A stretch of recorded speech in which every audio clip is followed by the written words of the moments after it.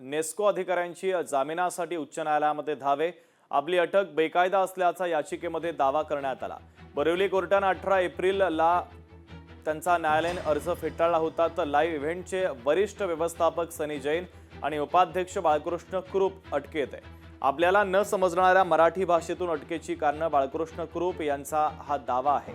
तर महत्त्वाची बातमी आपण पाहतोय, नेस्को अधिकाऱ्यांची जामिनासाठी उच्च न्यायालयामध्ये धावे।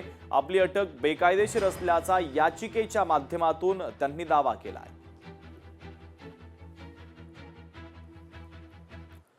पुढची एक धक्कादायक बातमी आपण पाहूयात। लोकलमध्ये प्रवासी 15 तास बेशुद्ध होता। मध्य रेल्वे प्रशासनाचं दुर्लक्ष झाल्यानं कुटुंबानं आता संतप्त भावना व्यक्त केल्या। संबंधित दोषींवर कारवाई करा, लोकांचे दोस्त या संघटनेची ही मागणी आहे। प्रवासी संजय शिंदे हे मध्य रेल्वेच्या लोकलमध्ये 15 एप्रिलला दुपारी 4 वाजेपासून दुसऱ्या दिवशी सकाळी 7 वाजेपर्यंत बेशुद्ध अवस्थेत होते।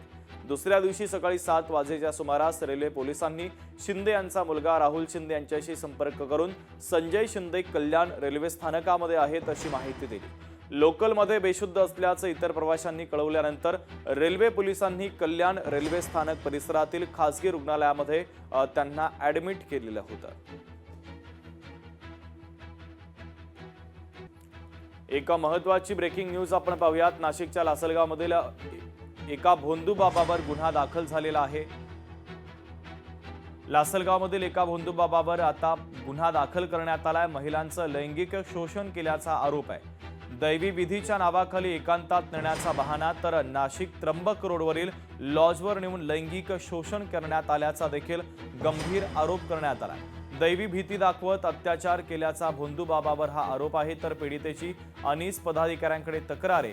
पोलीस अधीक्षकांच्या सूचनेनंतर लासलगाव पोलीस ठाण्यामध्ये संबंधित प्रकरणाच्या संदर्भात गुन्हा दाखल करण्यात आलेला आहे।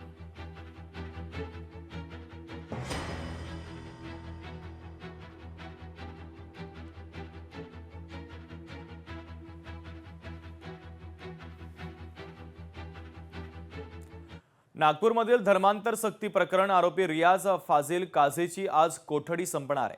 4 तरुणींवर धर्मांतरासाठी दबाव टाकल्याचा आरोप आहे।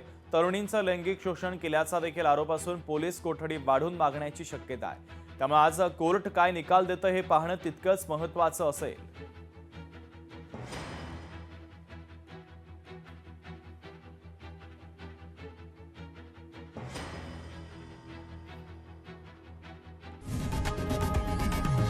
लोकशाही मराठी ऐका, पहा, जागरूक रहा।